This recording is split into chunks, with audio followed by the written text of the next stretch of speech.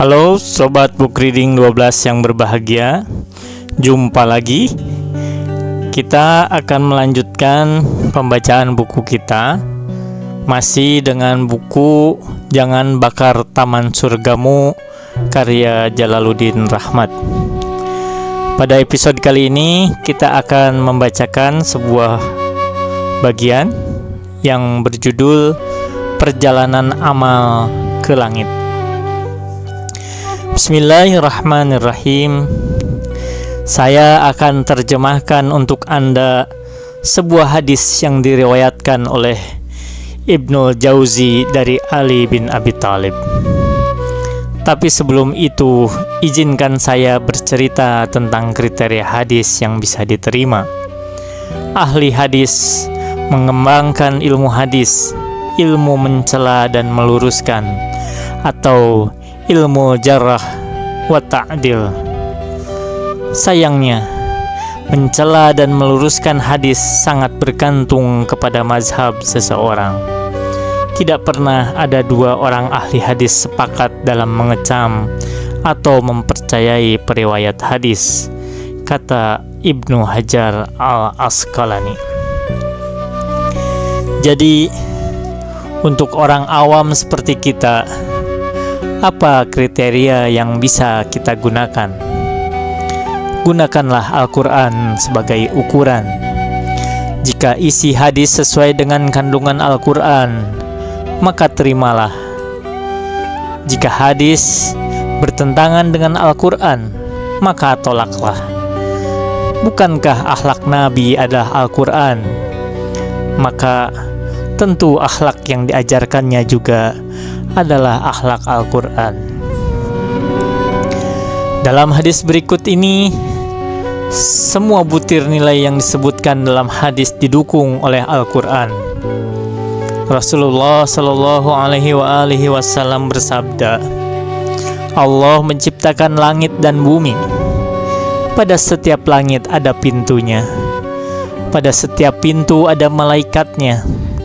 Pada setiap orang mukmin, Allah tempatkan 4 malaikat, 2 di pagi hari dan 2 di sore hari.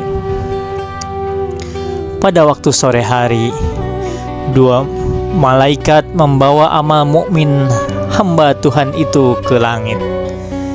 Ketika sampai ke langit dunia, bertanyalah malaikat penjaga pintu, apa yang kalian bawa? Dijawab oleh keduanya, amal hamba Allah. Malaikat penjaga langit memeriksanya lalu berkata, kembalikan amal ini. Allah tidak mau menerimanya dan melaknatnya, karena pelaku amal itu adalah seorang pendengki. Allah melarangku untuk meloloskan amal para pendengki. Benarlah firman Allah dalam kitabnya, dan janganlah kamu iri hati terhadap apa yang dikaruniakan Allah kepada sebahagian kamu lebih banyak dari sebahagian yang lain. Quran Surat An-Nisa ayat 32. Apabila pengamal itu dirinya bersih dari hasad, maka amalnya naik ke langit kedua. Malaikat penjaga langit kedua berkata, kembalikan amal ini. Allah tidak mau menerimanya dan melaknatnya, karena pelaku amal ini adalah orang yang suka membicarakan keburukan orang. Allah melarangku untuk meloloskan amal para penggunjing. Benarlah firman Allah dalam kitabnya, hai orang-orang yang beriman, jauhilah kebanyakan dari prasangka. Sesungguhnya sebagian prasangka itu dosa. Dan janganlah kamu mencari-cari kesalahan orang lain, dan janganlah sebahagian kamu menggunjing sebahagian yang lain. Sukakah salah seorang di antara kamu memakan daging saudaranya yang sudah mati? Quran Surat Al-Hujurat ayat 12. Untuk menghindari pengulangan, selanjutnya saya persingkat saja. Di langit ketiga ditolaklah amal orang yang berbuat zalim, yakni orang yang mengambil harta orang dengan batil. Ini dibenarkan Al-Quran dalam surat Al-Baqarah ayat 188. Di langit keempat, ditolaklah amal para pengkhianat. Ini dibenarkan Al-Quran dalam surat Al-Anfal ayat 27. Di langit kelima, ditolaklah amal orang-orang yang takabur. Ini dibenarkan Al-Quran dalam surat Ghafir atau Al-Mu'min ayat 60. Di langit keenam, ditolaklah amal orang yang ria, beramal bukan karena Allah.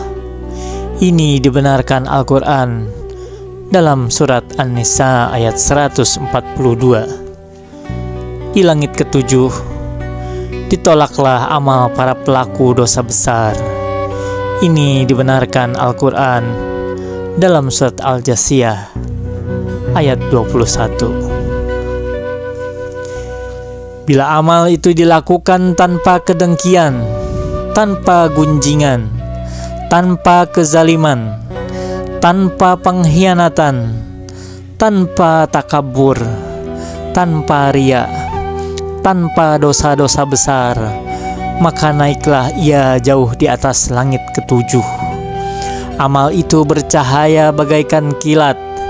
Setiap kali ia melewati para malaikat, mereka semua memohonkan ampunan bagi pengamalnya, dan malaikat mengantarkannya sampai Illiyin, tingkat paling tinggi. Hal ini disebutkan dalam firman Allah dalam surat Al-Mutaffifin ayat 18-21. Para pemikul Arasy pun berdoa, "Ya Tuhan kami, dan masukkanlah mereka ke dalam surga Aden yang telah Kau janjikan kepada mereka dan orang-orang yang saleh di antara orang tua mereka, pasangan-pasangan mereka, dan keturunan mereka semua. Sungguh Engkau Maha Perkasa dan Maha Bijaksana." Quran Surat Al-Mu'min ayat 8. Wa ma taufiqi illa billah. Alaihi tawakkaltu wa ilaihi unib. Wassalamualaikum warahmatullahi wabarakatuh.